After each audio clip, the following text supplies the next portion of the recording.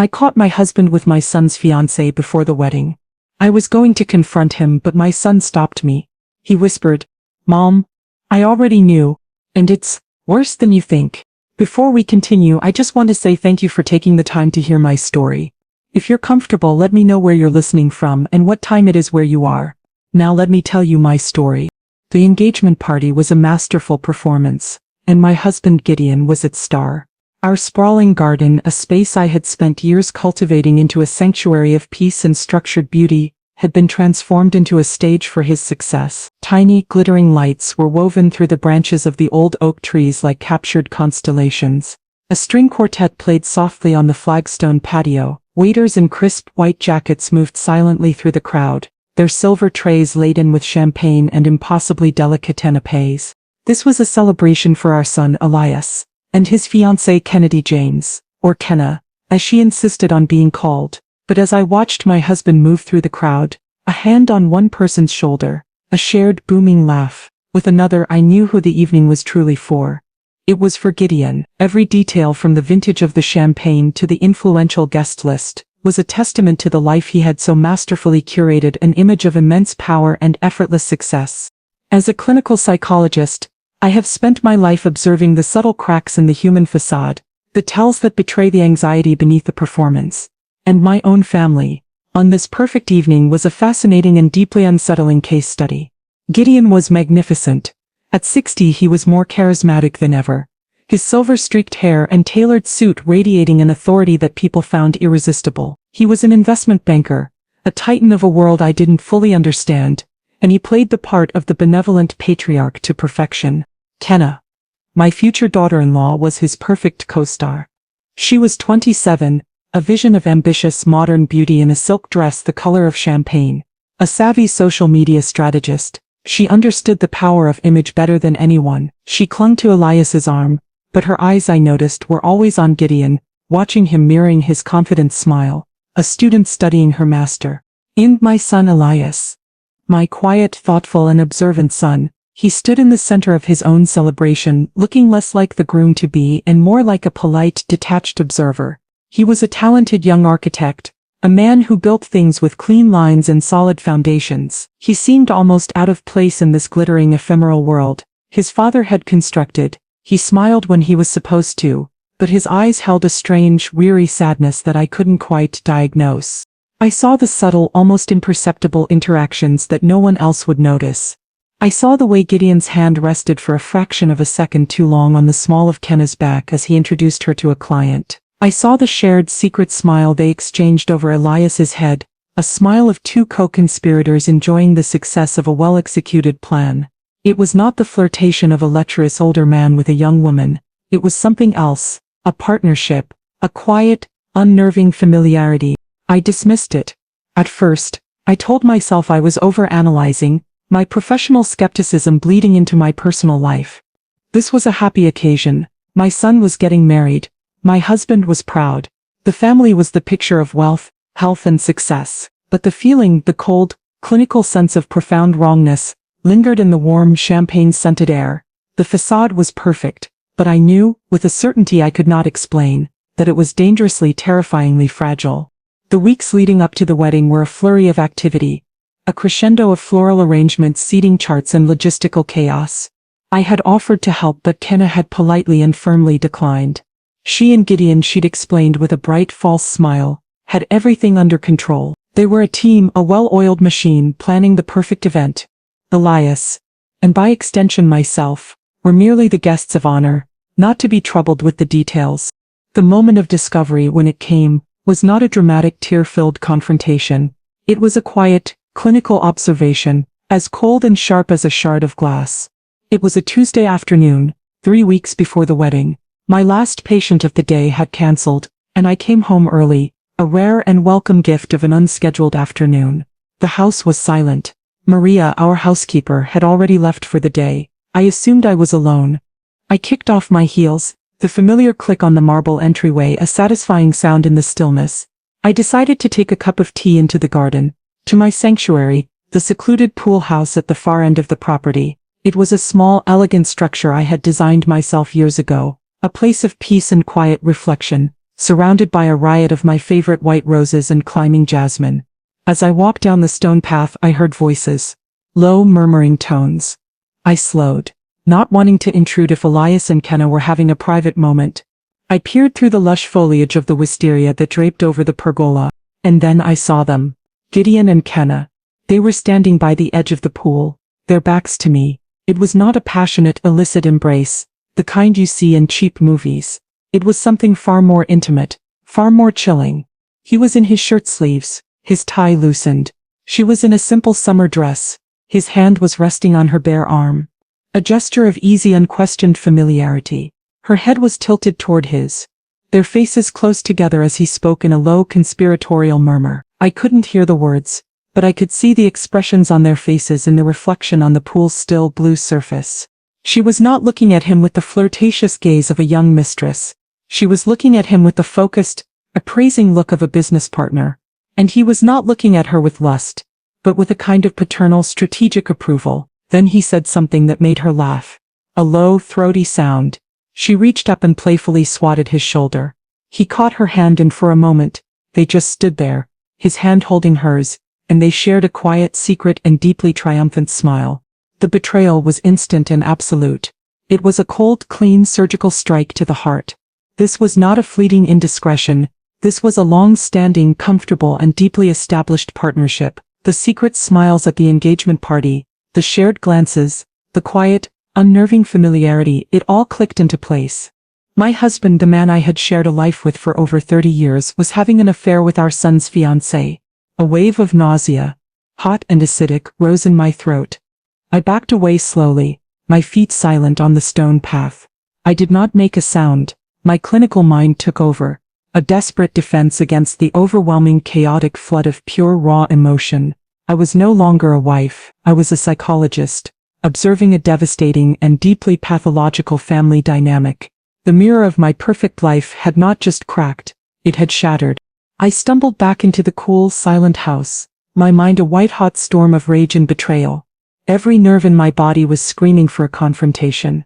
I wanted to storm back out to the garden, to that idyllic, sun-drenched scene of my own destruction, and I wanted to scream. I wanted to see the look on their faces, the shock, the guilt. I wanted to shatter their quiet, conspiratorial intimacy with the raw, ugly force of my pain. The psychologist in me was gone, replaced by the primal wounded wife. I was a creature of pure, unadulterated rage. I walked my steps a furious, silent march, through the house, heading for the French doors that led back out to the patio. My hands were clenched into fists at my sides, my nails digging into my palms. My breath was coming in short, ragged gasps. The confrontation was seconds away. The implosion of my family was imminent. As I reached the hallway that led to the back of the house, a hand gently but firmly grabbed my arm. I spun around, a cry of rage on my lips, ready to unleash my fury on whoever was in my path. It was my son. Elias stood there, his face pale, his eyes full of a deep, weary sadness that was far too old for a man of 28. He must have just come in. He had seen the scene in the garden too. He had seen my face, and he knew exactly what I was about to do. He did not look shocked. He did not look surprised. He just looked tired, as if he had been carrying this weight for a very long time. He shook his head slowly, a single, almost imperceptible gesture, and then he raised a finger to his lips, a silent, desperate plea for me to be quiet. "Mom," he whispered, his voice a raw, urgent breath of sound. "Don't, please, not yet." "Did you see them?" I hissed, my own voice a venomous whisper, my rage so immense I was shaking. "Did you see your father with your fiancée?" "I saw them," he said, his voice flat, devoid of the shock and horror I expected. He did not release his grip on my arm. His hand was an anchor, holding me back from the cliff's edge. "I've seen them before." His words were a second, even more shocking blow. He knew, he had known, and he had said nothing. "You knew?" I whispered, the rage beginning to curdle into a sick, cold confusion. "Elias, how could you know? How could you let this happen?" He closed his eyes for a moment, a flicker of profound pain crossing his face. "It's complicated," he said, his voice barely audible. "It's not what you think it is." He opened his eyes, and they were pleading with me, begging me to trust him, to follow his lead in this bizarre, terrifying new landscape. "Please, Mom," he said, his grip on my arm tightening. "Come with me. We can't talk here." He pulled me gently but insistently away from the back of the house, away from the garden, away from the scene of the crime. He led me down the hall and into his old study, a small, quiet room at the front of the house that he still used when he worked from home. He closed the door, the soft click of the latch sounding loud and final in the silent house. The confrontation I had been so ready for, the one my entire being was screaming for, had been averted. I had been stopped, not by my own reason, but by my son, and by the terrible dawning realization that the simple, ugly truth I thought I had discovered was not the truth at all. It was something else. It was something worse. Elias's study was a sanctuary of order and reason in a house that had suddenly become a landscape of lies. The walls were lined with his architectural books. The air smelled of paper and graphite, and the large drafting table in the center of the room was covered with the clean, precise lines of a blueprint for a new library. It was a world of logic, of structure. He led me to the small leather armchair in the corner and I sank into it, my legs suddenly unable to support me. He stood in front of me, his hands in his pockets, his young face etched with a gravity that was heartbreaking to see. "I'm sorry, Mom," he began, his voice a low, pained murmur. "I am so sorry you had to see that. I've been trying to figure out how to tell you." "Tell me what?" I said, my voice flat, devoid of emotion. I was in clinical mode now, the psychologist in me taking over, a desperate defense against the overwhelming pain. "That my husband is sleeping with your fiancée. I believe I've just gathered the data on that particular hypothesis." "It's not that simple," he said, shaking his head. "The affair, if that's what you even want to call it. It's not the disease, Mom. It's a symptom. It's a cover for something else." He began to pace the small room, his movements agitated, the words he had been holding in for so long finally beginning to spill out.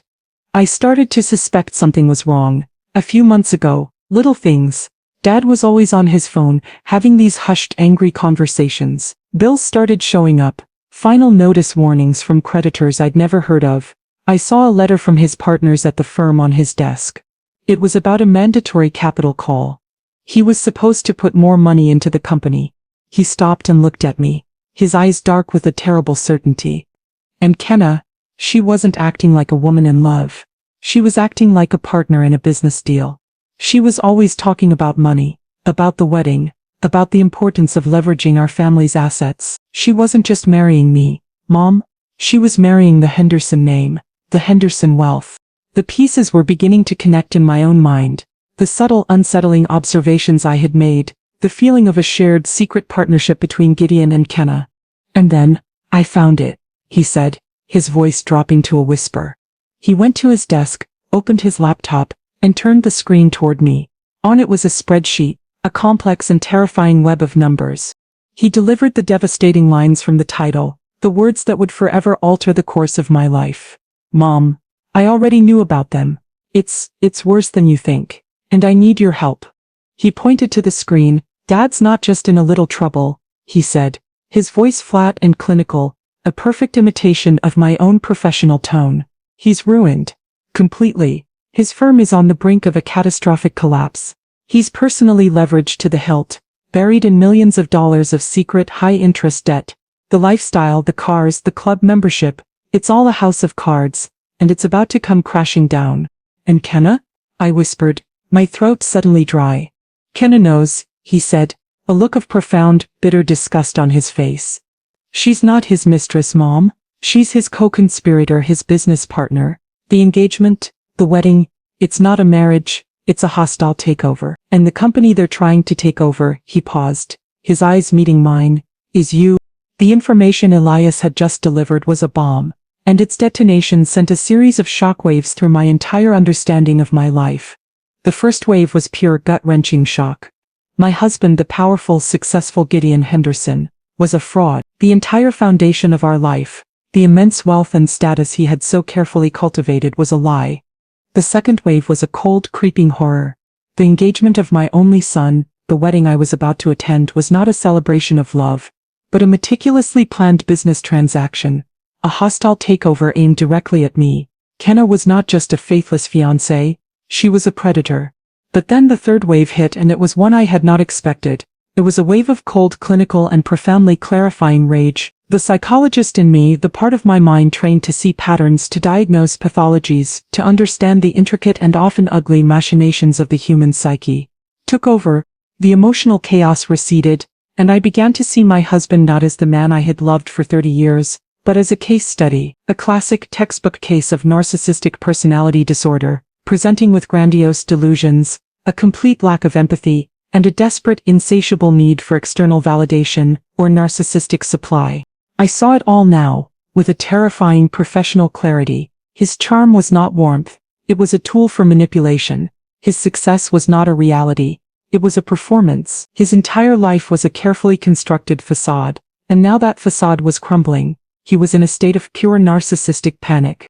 And in that panic he had done what all narcissists do. He had sought out a new source of supply, a new partner who would validate his grandiose self-image.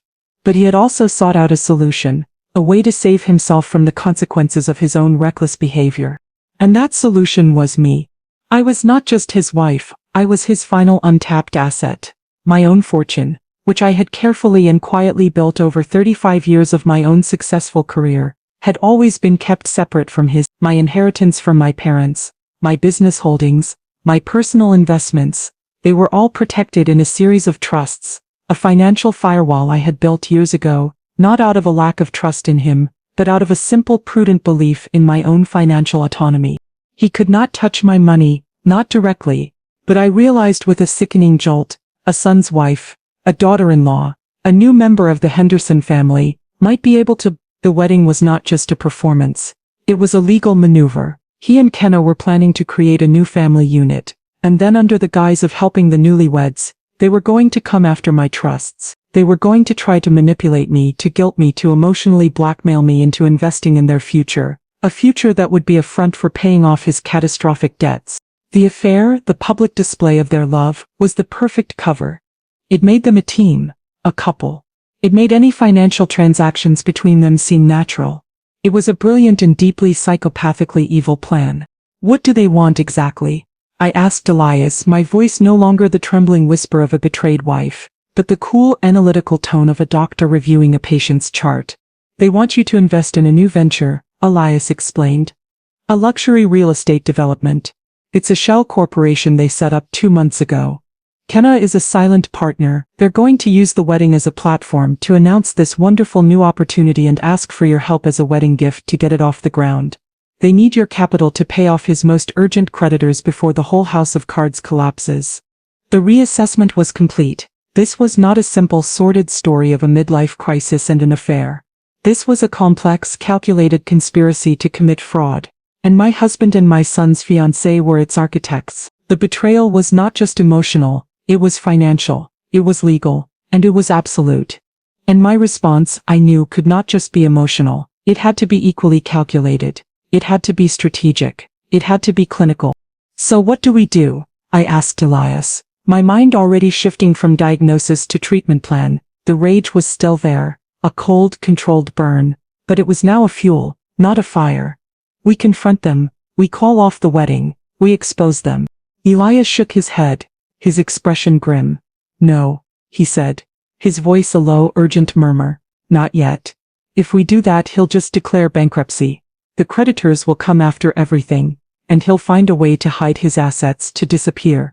We have no proof of the fraud, Mom. We only have suspicions. His debts are private. The shell corporation is hidden. If we accuse them now, it's just our word against theirs. He'll paint you as the hysterical, vengeful ex-wife. He'll paint me as the jealous, jilted son. He was right. As a psychologist, I knew that a cornered narcissist is the most dangerous animal on earth. If we confronted Gideon without irrefutable proof, he would launch a vicious, destructive campaign to discredit us, to destroy our reputations. We could not just expose him, we had to build a case. And so, in the quiet, orderly sanctuary of my son's study, a terrible and necessary alliance was formed. We were no longer just a mother and son. We were partners in a covert operation. We play along, Elias said, his voice barely a whisper. We pretend we know nothing. We go to the cake tastings. We discuss the floral arrangements. We smile and we watch, and we listen. We let them think their plan is working. We let them get comfortable, and we gather the proof we need to stop them. The idea was repulsive. It meant living a lie. It meant sitting at tables with the two people who were actively plotting my financial ruin and pretending that everything was normal. It meant watching my son stand beside a woman who was using him as a pawn in a high-stakes financial game. It was an unwilling performance of the most grotesque kind. But it was the only way. And so our strange secret war began. The next evening there was a wedding planning meeting at the house. Gideon, Kenna, Elias and I, all gathered around the dining room table with the wedding planner, a terrifyingly efficient woman with a clipboard and a headset. I played my part. I was the quiet, slightly detached but ultimately supportive mother of the groom. I looked at fabric swatches. I offered my opinion on the font for the place cards. I smiled my serene psychologist's smile, a mask of calm that concealed the furious calculating mind whirring beneath. I watched them, Gideon and Kenna, a perfectly synchronized team. They would exchange small, knowing glances, finish each other's sentences, a perfect united front. They thought they were fooling us. They had no idea that we were the ones fooling them. Elias, for his part, was a magnificent actor. He played the role of the happy, slightly overwhelmed groom to perfection.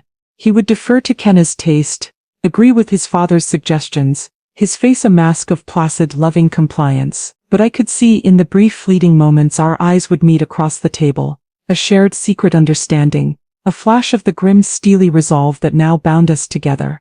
We were actors on a stage, performing a play for an audience of two. They thought they were the directors. They had no idea we were rewriting the script.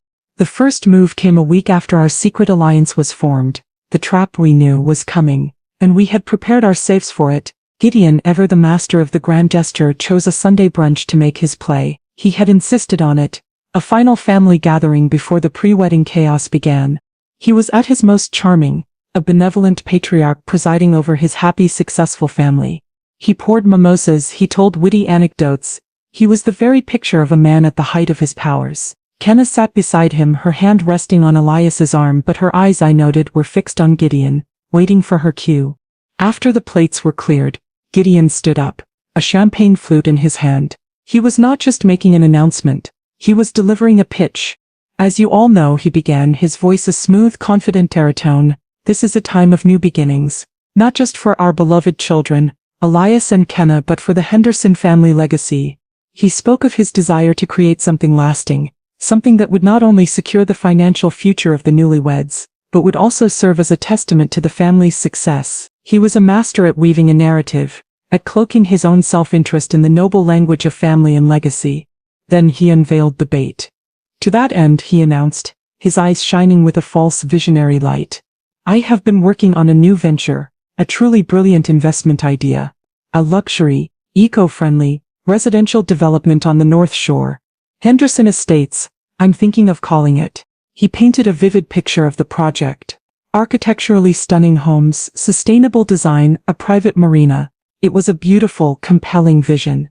It was also, as Elias and I knew, a complete and utter fiction, a shell corporation designed for the sole purpose of siphoning my money. It's a can't-miss opportunity, he said, his gaze finally settling on me.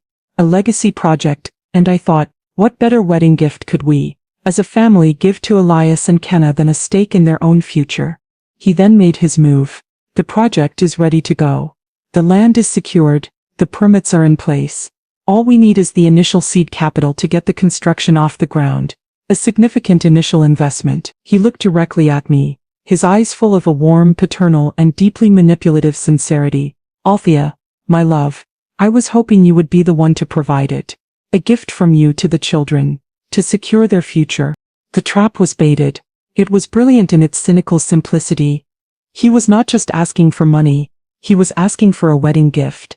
He was using my love for my son as a lever to pry open my trust fund. To refuse would be to look like a cruel, ungenerous mother, withholding her support from her own child on the eve of his wedding. He thought he had me cornered. I played my part. I looked from Gideon's earnest, smiling face to my son's.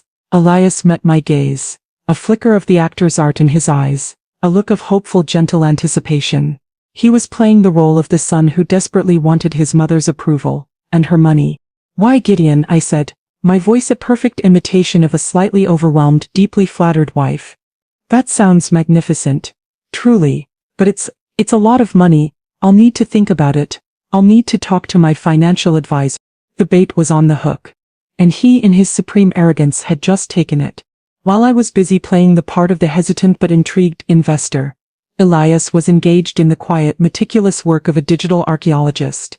His role in our alliance was to find the hard evidence, the irrefutable proof that would transform our suspicions into a legally actionable case. As an architect, his mind was perfectly suited to the task.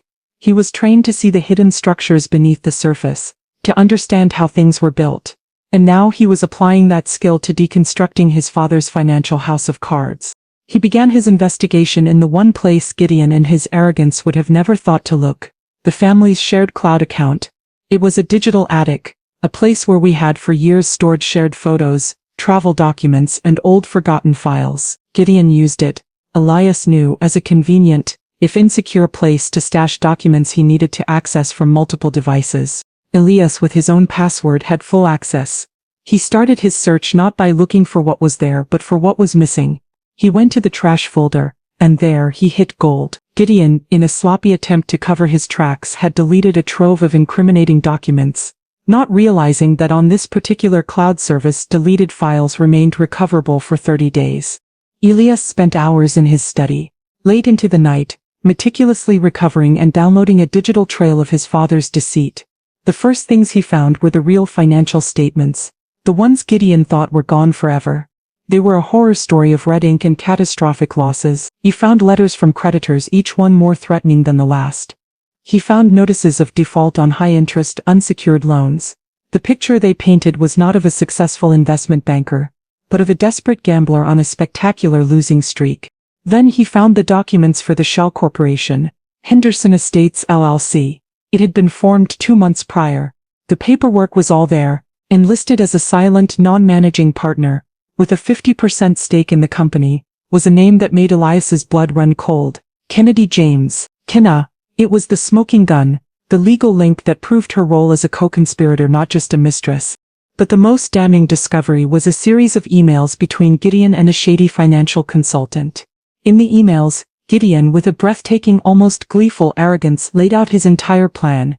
He spoke of his imminent financial restructuring, bankruptcy. He spoke of his need to secure a major capital injection from his wife's untouchable trusts. He spoke of the real estate venture as the perfect vehicle to do so. And in one particularly chilling email he wrote, "The engagement is the key. Once she's family, the mother will feel obligated to support her. The emotional leverage will be immense." Elias saved every document, every email to a secure encrypted hard drive. He organized them into meticulous folders, labeling them with the precision of an architect filing blueprints. Gideon personal debt, Henderson Estates, LLC formation, email correspondence fraud. He had done it. He had found the blueprints to his father's crime. It was a cold, hard, and undeniable digital trail that led from Gideon's desperation to Kenna's complicity and directly to the intended target: my life's savings. The evidence was secured. The trap was no longer just baited, it was now armed. A few days after Gideon had baited the trap with his grand, magnanimous offer, I made my counter-move. It was a move born of Anya's brilliant legal strategy and my own newly awakened understanding of my husband's psychology. I did not refuse him. I did not accuse him. I simply, and with a great show of wifely concern, played my part. I requested a private meeting with him in the library, the very room where he had so coolly announced the end of our marriage. This was a deliberate choice of venue. It was a room that represented my world, my history. I was subtly reclaiming my territory. He arrived looking confident, triumphant, a man who believed he was just one final easy conversation away from securing his financial salvation. "Althea," he said, his voice a warm, indulgent purr, "you wanted to see me. I assume this is good news about our little venture." I had arranged myself in my favorite leather armchair, a cup of tea on the table beside me. I looked the very picture of the thoughtful, slightly anxious wife. "Gideon, I've been thinking a great deal about your proposal," I began, my voice a perfect imitation of concerned sincerity. "It's a wonderful idea. Truly, a magnificent legacy for the children." I saw his shoulders relax, a small triumphant smile touching his lips. He was reeling me in. "But," I continued, my brow furrowing in a display of practiced anxiety, "it is a very significant amount of money, and my financial advisor, Mr. Albright, well, you know how he is. He's a stickler for due diligence. He's been my family's advisor for 40 years. He sees me as a daughter and he's fiercely protective of my portfolio. I was creating a fictional external obstacle, a third-party authority figure that would make my next request seem not like a suspicion but like a procedural necessity. He's thrilled with the concept of the project. I lied. But before he can authorize the release of any funds from my trusts, he insists on seeing a full and current picture of your financial health, your personal and your business financial statements. The confident smile on Gideon's face faltered for a fraction of a second. A flicker of annoyance in his eyes. This was an unexpected and inconvenient bureaucratic hurdle. But his arrogance, his supreme confidence in his own ability to deceive, quickly reasserted itself. "Albright," he said with a small dismissive chuckle. "Of course.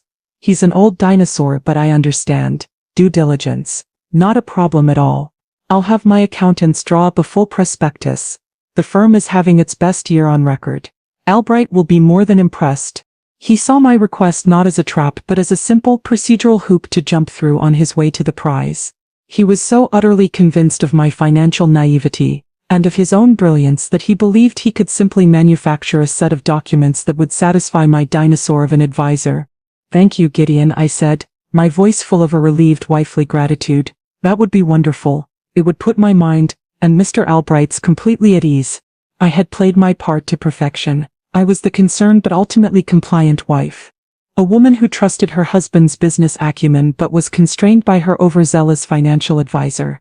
I had made a request that was, on its surface, completely reasonable, but in reality I had just formally requested that he hand me the very evidence we needed to prove his intent to commit fraud. I had asked him to build a crucial part of his own gallows, and he had, with a confident, condescending smile, cheerfully agreed to do so. A week later, a thick, handsomely bound prospectus arrived by courier. It was a work of art, a masterpiece of financial fiction. The cover was a glossy architectural rendering of Henderson Estates, a beautiful, impossible vision of glass and steel homes nestled on a pristine coastline. The title, in a grand serif font, read, "A Legacy Investment." Gideon, with his salesman's flair for presentation, had spared no expense. This document was not just a financial statement. It was a performance, a piece of corporate theater designed to dazzle, to impress, and to deceive. I sat in my study with Elias, the prospectus open on the desk between us. We examined it not with the eyes of potential investors, but with the cold, critical gaze of forensic investigators. On the surface, the documents were perfect. The financial statements for Gideon's firm, Henderson Global Capital, were a sea of beautiful black ink. They showed a company with soaring profits, massive assets, and a flawless growth trajectory. The balance sheets were perfectly balanced. The cash flow statements were a river of positive numbers. To a normal, trusting eye, they were the picture of a thriving, successful investment firm. But I was not a normal, trusting eye. I was a betrayed wife with a background in clinical analysis and a very smart son. And Gideon, in his arrogant haste, had made mistakes. Small mistakes, but to our trained and deeply suspicious eyes, they were as glaring as neon signs. Elias, with his architect's precision, spotted the first one. "Look at this," he said, pointing to a chart showing the firm's quarterly revenue growth. "It's too perfect. The line is a perfect 45-degree angle. No real business grows that smoothly, that consistently. There are always fluctuations, seasonal dips, market corrections. This isn't a financial report. It's a theoretical model. It's a drawing, not a photograph." I in turn focused on the details, the fine print. I saw a list of the firm's major assets, and I recognized the names of several companies that I knew, from reading the financial news, had gone bankrupt a year ago. Yet here they were, listed as valuable holdings. But the most damning error, the one that was born of pure unadulterated laziness and a complete underestimation of my intelligence, was in the profit and loss statement. The returns he was claiming on some of his investments were not just good, they were impossibly good. He was claiming a 40% return on a portfolio of municipal bonds, a financial impossibility. It was the equivalent of claiming he had invented a car that ran on water. It was not just an exaggeration, it was a lie that defied the fundamental laws of finance. He had not created a clever forgery. He had created a fantasy, a financial fairy tale. He had assumed that I, his unfinancial wife, would simply look at the big impressive numbers on the bottom line and be satisfied. He had never imagined that I would actually read the details. He had never imagined that I would be able to spot the lies. He did it. I whispered, a cold, grim satisfaction washing over me. He actually did it. He put his fraud in writing. We now had the doctored documents, the physical proof of his attempt to deceive. It was the second crucial piece of our case, a perfect companion to the digital trail of his real catastrophic debts that Elias had already uncovered. We had the lie, and we had the truth, and when placed side by side they would create a picture of a fraud so blatant, so audacious that no court and no judge could possibly ignore it. We had the digital trail. We had the doctored documents. We had the proof of the crime. But we were missing one final crucial piece, proof of intent. We needed to connect Gideon's lies to his direct intention to get my money. We needed his confession, and I knew there was only one way to get it. I had to use his own twisted perception of me as an emotional, hysterical woman against him. I waited for the right moment. It came 2 days later. He called me, his voice a smooth, confident purr to follow up on the prospectus. So Althea, he said, I trust Albright was impressed. Are we ready to move forward and make our children's future a reality? Gideon, I'm worried, I said, my voice a carefully constructed imitation of a panicked, uncertain woman. I let it tremble just enough. It's all so much money.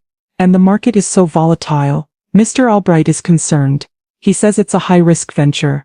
There was a moment of silence on his end, followed by a sigh of pure masculine frustration. Althea darling, he said, his voice dripping with condescension, that's why you have me. I manage risk. That's what I do. You don't need to worry your pretty little head about it. Just tell Albright to authorize the transfer. I'll handle the rest. I can't, Gideon, I said, my voice now rising in a crescendo of feigned panic. I'm scared. What if we lose it all? That's my inheritance from my parents. It's my life's work. I can't. I just can't. This was the moment. I had set up my phone to record the call, the feature Elias had shown me how to use. I was pushing his buttons, challenging his authority, and, most importantly, threatening his last desperate lifeline. I was playing the role of the hysterical, irrational woman, the very role he had cast me in for years, and I knew how he would react. He exploded. The smooth, charming facade vanished, replaced by the raw, ugly face of the narcissist whose will is being thwarted. For God's sake, Althea, he roared, his voice a sudden, violent crackle in my ear. Stop being so emotional. This isn't a negotiation, it's not a suggestion, it's the only way. Do you understand me? I started to cry. Real tears this time, tears of a strange, terrifying, and exhilarating release. The only way for what? I sobbed, feeding him the line. The only way out, he shouted, his voice a raw, desperate scream of pure, unfiltered panic. It's my only way out, Althea. Don't you get it? I'm drowning. Just sign the goddamn papers. Just give me the money. There it was. The confession. The raw, desperate, and beautifully damningly clear admission of his true motive. It was not about a legacy. It was not about a gift for the children. It was about him. It was about saving himself. I continued to sob into the phone, playing my part to the very end. I need to think, I whispered, and hung up. The moment the line went dead, the tears stopped. I was not a hysterical woman. I was a clinician who had just successfully conducted the most difficult and dangerous therapy session of her life. I looked at my phone. The red light was blinking. The recording was saved. I had it. The digital trail. The doctored documents. And now the confession. In his own desperate, screaming voice. We had everything we needed. The trap was no longer just set. It was now ready to be sprung. The following morning, Elias and I sat in the hushed, intimidatingly expensive conference room of my lawyer. A woman as sharp and unyielding as the steel and glass tower her office was housed in. With us was a man I had never met, a forensic accountant named Mr. Davies, a quiet, unassuming man with eyes that seemed to see everything. This was our war room. I placed my phone on the center of the vast polished table. This is a recording of a conversation I had with my husband yesterday, I said, my voice calm and clinical. I believe you will find it illuminating. We listened in silence as Gideon's voice, first smooth and condescending, then raw and screaming, filled the room. When the recording ended, a profound and deeply satisfied silence settled over the conference table. The lawyer, a woman who had seen the ugliest side of human nature, simply nodded. That, she said, her voice a low purr of admiration, is what we call proof of intent. Elias then opened his laptop, and with the calm precision of an architect presenting a final design, He walked them through the digital trail. He showed them the real financial statements, a sea of red ink. He showed them the Shell Corporation documents, with Kenna's name in black and white. He showed them Gideon's emails, laying out his entire fraudulent plan. Finally, I presented the glossy, beautifully bound and utterly fictitious prospectus Gideon had given me. Mr. Davies, the forensic accountant, examined it with the focused, almost loving attention of a master craftsman appreciating a particularly shoddy piece of work. "It's a work of art," he murmured, a flicker of professional admiration in his eyes. "The numbers are a complete fantasy, of course." He might as well have claimed he'd discovered a unicorn. "But the presentation, it's very compelling. He's a true artist." For the next hour, the four of us mapped out the final decisive battle. The strategy was no longer about quiet evidence gathering. It was about a public and utterly devastating detonation. "We cannot let this get to a courtroom," my lawyer stated, her voice firm. "If Gideon declares bankruptcy, the legal battle could drag on for years. We need to force his hand, to create a situation so public, so humiliating that he has no choice but to surrender completely and on our terms." The plan they devised was as ruthless as it was brilliant. It was not a legal maneuver, it was a piece of psychological theater, designed to strike at the very heart of Gideon's narcissistic identity, his public image. "The rehearsal dinner," my lawyer said, a slow, predatory smile spreading across her face. "It's the night before the wedding. It will be an intimate gathering of his closest family and, more importantly, his most valued business associates and Kenna's wealthy parents. It is the peak of his performance. It is the moment he will feel most triumphant, most invincible. And that," she concluded, her eyes shining with a cold, hard light, "is where we will spring the trap." The trap was set. The players were in position. The evidence was compiled into a neat, damning package. All that was left was the final, public performance. The wedding was in 3 days, and the rehearsal dinner, the event that was supposed to be the triumphant prelude to Gideon's new life, was about to become the stage for his complete and utter ruin. The rehearsal dinner was held in the private dining room of Aurelia, a restaurant so exclusive it didn't have a sign, only a discreet brass plaque on a heavy oak door. The room was a study in understated old-money elegance, dark wood paneling, a crackling fireplace and a single long table set with crisp white linens and a galaxy of shimmering crystal. The guests were a curated collection of Gideon's power base, his 2 senior partners from the firm, their faces a mask of forced bonhomie, a few of his wealthiest clients, and, at the head of the table, Kenna's parents, a stern, formidable couple whose manufacturing fortune was the unspoken prize in this entire sordid game.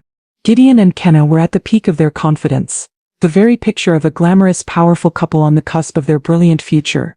He was in a perfectly tailored tuxedo, she in a stunning backless white silk gown. They moved through the room with a practiced, possessive grace, their hands always touching, a constant public performance of their great love story. Elias and I were seated halfway down the table, a strategic placement that was both an honor and an insult. We were part of the inner circle, but we were not at the center of power. We played our parts, the proud, happy son and the quiet, supportive mother. We smiled. We made small talk. We sipped our champagne. Every moment was a performance, an act of excruciating and necessary deception. After the main course, Gideon stood up, a champagne flute in his hand, to give the main toast. This was his moment, his coronation. He was not just the father of the groom, he was the patriarch, the master of the universe, the man who had against all odds pulled his life back from the brink, and was now poised for an even greater triumph. His speech was a long, rambling and utterly self-congratulatory monologue. He spoke of his love for his son, of his joy at welcoming the brilliant and beautiful Kenna into the family. But mostly he spoke of himself. He spoke of legacy, of vision, of building for the future. He spoke of the new real estate venture, Henderson Estates, hinting at a major new chapter for the Henderson family, his eyes finding mine across the table for a brief, triumphant moment. He believed I was on the verge of signing over the money. He believed he had won. He raised his glass for the final grand toast. "So let us all raise a glass," he boomed, his voice resonating with a deep, false sincerity, "to family, to legacy, and to a bright, prosperous and beautiful new future for us all." The guests murmured their approval, their glasses held high. The performance was reaching its climax. The triumphant hero was about to be celebrated, and it was in that perfect frozen moment of his ultimate triumph that the quiet, oak door to the private dining room opened. The two figures who entered were not on the guest list. They were so utterly, completely out of place in the opulent, self-congratulatory atmosphere of the room that for a moment they seemed like apparitions, ghosts from a different, more serious world. The first was my lawyer, a woman whose sharp, elegant pantsuit and severe, intelligent face were a stark contrast to the soft, celebratory attire of the other guests. The second was a man I did not know, a stern-faced, middle-aged man in a simple dark suit, his expression one of grim, professional neutrality. He was, I knew, a forensic accountant from her firm, a man who had spent the last week dissecting Gideon's financial lies. They did not stand in the doorway. They walked, with a quiet, unhurried and utterly chilling purpose, directly into the heart of the room. The cheerful, expectant murmur of the guests faltered, then died completely. The toast was forgotten. Champagne flutes paused halfway to lips. All eyes were on the two uninvited guests who had just, with their silent, purposeful entrance, hijacked the entire evening. Gideon stared at them, his hand holding his champagne flute, frozen in the air. His confident, triumphant smile wavered, then vanished, replaced by a look of stunned, incredulous confusion. "Eleanor," he said, his voice a harsh, confused whisper. His eyes finding my lawyer. "What the hell is this? This is a private party." My lawyer did not look at him. She did not look at me. She addressed herself to the entire room, her voice calm, clear and carrying with the easy authority of a woman who is used to commanding attention. "Good evening, everyone," she said, her voice a polite but firm interruption. "I apologize for the intrusion. My name is Eleanor Vance, and I am the legal counsel for Dr. Althea Henderson." She gestured to me, and for the first time all eyes in the room turned to me, not as the quiet, supportive mother but as the client, the plaintiff, the central figure in this new and far more interesting drama. "We are here tonight on a matter of some urgency," she continued, her gaze finally settling on Gideon, her expression one of cold professional disdain. "A matter of conspiracy and attempted fraud." A collective, shocked gasp went through the room. Kenna's parents stared, their faces masks of horror. Gideon's partners exchanged panicked, sidelong glances. The party was over. The trial had begun. My lawyer, Eleanor Vance, did not raise her voice. She did not need to. Her words, delivered with the calm, surgical precision of a prosecutor laying out an open and shut case, were more devastating than any shout could have ever been. She walked to the head of the table, directly to where Gideon stood, still frozen, his champagne flute held aloft like a ridiculous, impotent scepter. She placed a thick, legal-sized envelope on the white linen tablecloth in front of him. The sound of the paper meeting the cloth was a soft, final thud in the silent room. "Mr. Henderson," she said, her voice clear and carrying for the entire room to hear, "you are being served with a notice of immediate legal action for conspiracy to commit fraud against your wife, Dr. Althea Henderson."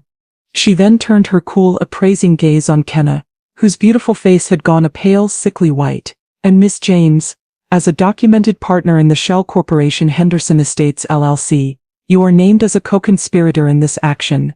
Eleanor did not wait for their response. She turned back to the room, to the stunned, silent audience, and she laid out the case. She spoke of Gideon's massive, hidden debts. She spoke of the impending catastrophic collapse of his firm. She spoke of the doctored financial statements he had presented to my client as a means of fraudulently inducing her to invest. "Mr. Henderson," she said, her voice ringing with a cold, righteous anger, "is not a successful investment banker. He is a bankrupt man, desperately attempting to defraud his own wife to pay off his creditors." Then she delivered the final, devastating blow. She pulled a small, digital voice recorder from her pocket. "And for anyone who doubts the nature of this conspiracy," she said, "I offer you Mr. Henderson's own words."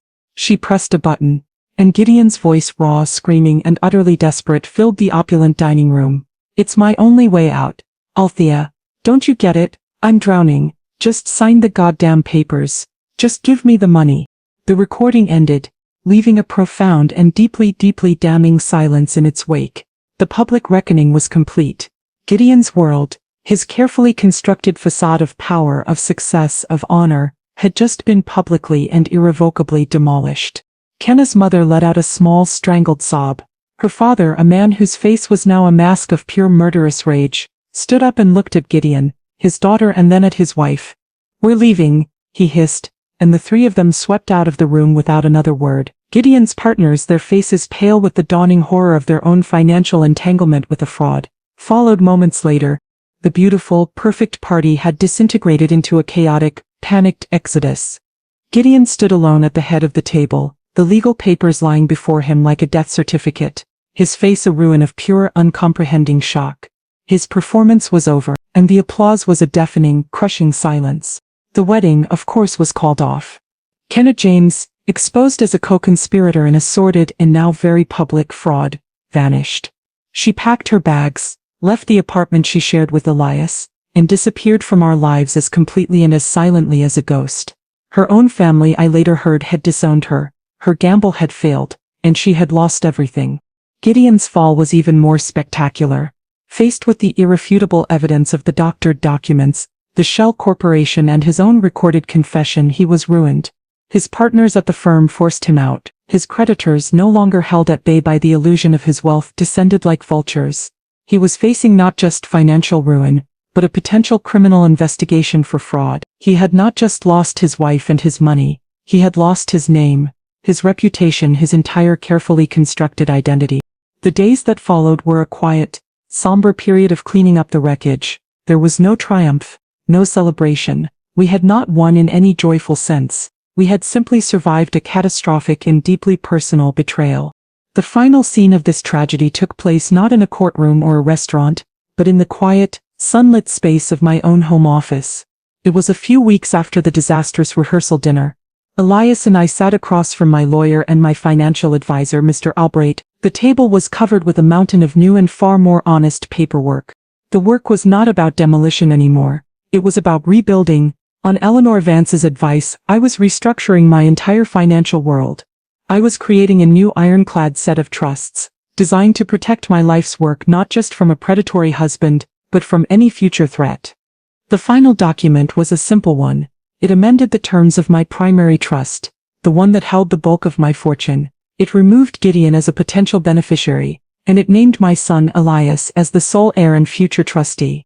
I took the pen and signed my name, my hands steady and sure. It was a quiet, simple act, but it was the most powerful thing I had ever done. It was the final legal and irrevocable severing of my life from Gideon's. When the lawyers had gone, Elias and I sat for a long time in the quiet office. We had lost a husband and a father. We had been forced to confront a terrible, ugly truth about the man we had both in our own ways loved. But in the midst of that loss, we had found something else. We had found a new, unbreakable partnership, a bond forged not just of love, but of a shared terrible truth, and a shared quiet victory. He had saved me from my own blindness, and I, in turn, had helped him escape a life built on lies. We had saved our family, not the one we had pretended to be, but the real one, the one that was just the two of us, and we had a new and very solid foundation on which to build.